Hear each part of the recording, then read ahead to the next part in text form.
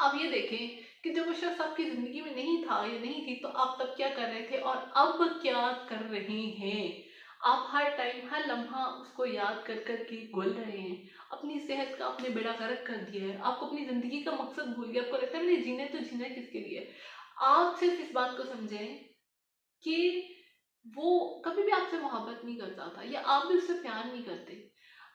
अगर मैं किसी से ये पूछूँ कि दुनिया में इंसान को सबसे ज़्यादा प्यार कौन करता है, तो आप बिला झिझक, कुछ भी सोचे बगैर एक लम्हे में ये अल्फाज़ कह देंगे कि मेरे माँ-बाप, उसके बाद मेरे बहन-भाई, मेरे दोस्त।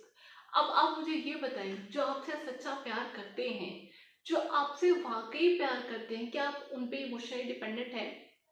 क्या आप उनके लिए रोते-धोते हैं? या क्या वो आपकी कमज़ोरी हैं? ये आपकी ताकत है, आपकी वो ताकत है।